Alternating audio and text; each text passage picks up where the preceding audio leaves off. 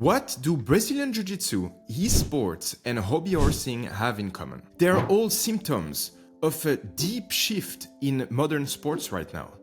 And this shift is driven not only by the athletes, but by algorithm and cash price and a hunger for something more extreme. In the last few years, I've noticed that Brazilian Jiu-Jitsu, a sport which used to be a niche, became quite big. You probably saw that a lot of personalities like Mark Zuckerberg or Sam Harris or Joe Rogan, they're all talking about Brazilian Jiu-Jitsu, and it brought a lot of people in the gyms to practice the sport. But it's not just Brazilian Jiu-Jitsu. It's also hobby horsing or esports or extreme winter sports or paddle. All these sports are currently exploding. But why? Well, social media. Because back in the days, it really used to be only a few amateurs that were going to a gym and that they were training together. The sports was not so big. But now it really became a global tribe. People can go online and they find thousands of people that have the same interests. And on top of that, the algorithm, they reward those spectacular wins or dramatic knockouts or personalities like Craig Jones or Gordon Ryan. And once these athletes, they become huge, they become a brand, they start reinvesting in the sports as well. And that's what we saw with Craig Jones lately, who reinvested money in his own tournament. And he was giving away cash prize of $1 million to the winners. And that changed fundamentally the sports, right? Because Jiu-Jitsu didn't used to be a financial viable option for its athletes. It used to be only something that you can do on the side. And it's not just martial art. It's really all the sports that are now breaking in the mainstream and find these new ways to finance themselves and to bring a lot of attention thanks to social media. And this is currently a real revolution of global sports that has a huge impact. To understand the disruption, we need to rewind to 1896. And it is the year where Baron Pierre de Coubertin founded the Olympic Games. He did this as an homage to Greek ideals and to traditions, but the reality is that there was really nothing which was ancient in those Olympic Games. They are a modern invention, and it is built on what we called the European model of sports, which is very structured, it's bureaucratic, and it's top-down. And this model is very formal. It's built on national federations and international committees. It's a very strong structure. And this International Olympic Committee doesn't have full power. They cannot decide on everything. For example, they cannot decide on the rules for the sports.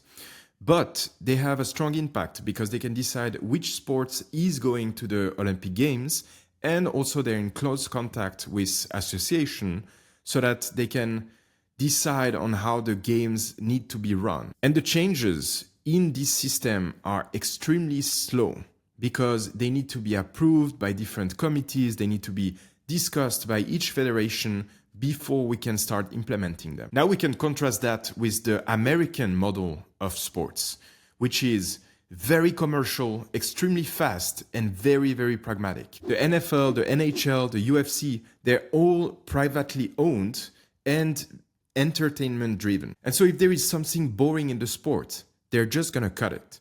And if there is a new format that really engages the crowds, they're gonna test it in the next season and can implement it directly. In this model, traditions doesn't get a vote, but a viewership does. And this is where the real split happens, because in Europe, legitimacy comes from history and hierarchy, while in the US, it's earned through eyeballs. So first we had TV, then we had smartphones, and our attention spans collapsed, and the traditional format couldn't keep up. Take football.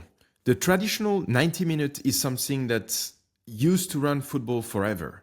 But now there is these Kings Leagues that are live streamed on Twitch with rules that are trying to make the game faster and less boring. It is still football, but rewritten for maximum spectacle. And we see the same with rugby, with these five-a-side tournaments which are now commonplace, or UFC with the widely edited promos, the highlight reels and those brutal knockouts, and all those new formats, they are born outside of these Olympic constraints. Red Bull competitions, the X Games, or influencer-driven competitions, they can be extremely fast, visually captivating, and more extreme. And so what do the Olympics need to do?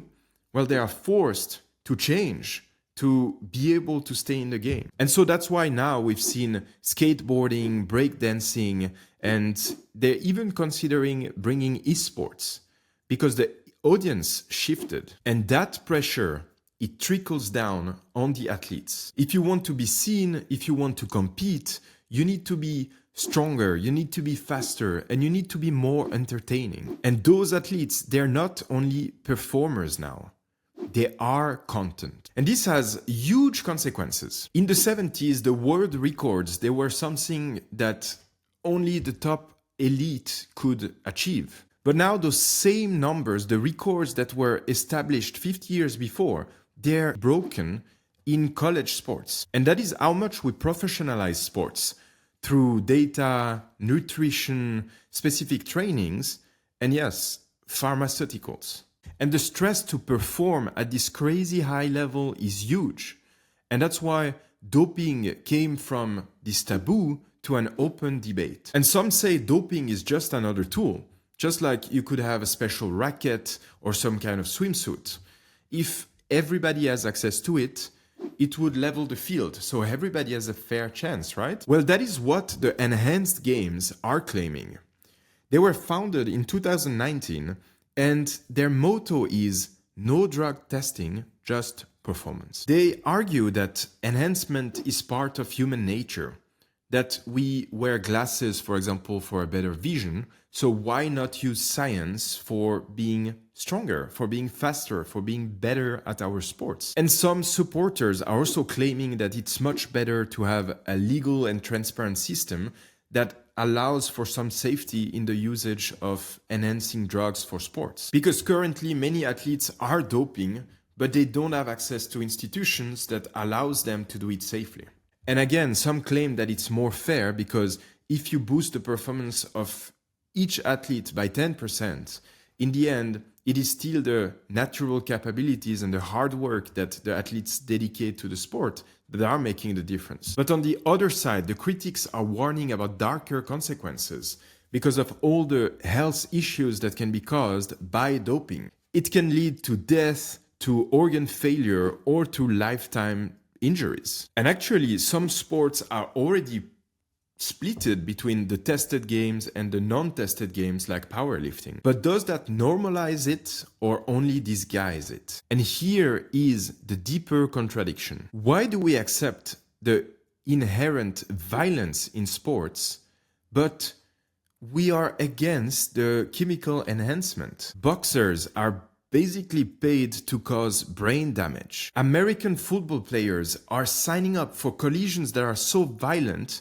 that it caused CTE, which is a degenerative brain problem. And fighters are cheered for knocking someone unconscious. And yet, injecting testosterone, well, that's a no-go. You're banned. Isn't that weird? Some philosophers argue that if we accept the risks and the pain for entertainment already, why not controlled enhancement? Some even claim that doping is less harmful than those concussions, and that the line between this glory and the risks are already blurred. So maybe the question is not, should we ban doping, but rather, why haven't we banned violence? Let's take a real case, Aaron Hernandez. He was a huge star in the NFL. He had millions in contracts, he had a Super Bowl coming in, and for some reason, he then committed a murder, he ended up in prison, and then he killed himself. And after his death, the doctors examined his brain, and they found out that he had advanced CTE, this degenerative brain condition that we know is often caused by the concussions from American football. And he was only 27 at the time of his death. So this sad story is not just a fall from grace of a very strong athlete. It's a reminder that our cheering on Sundays have a cost on some people, on lives. So do we crave these risks and this danger? And are the stakes actually higher because we know deep down that there is a potentiality of a death in the sports? And are we so desensitized that violence in sports feels like drama? We once cheered as slaves were fighting for their lives in the arenas. We looked and applauded at public execution like it was a theater.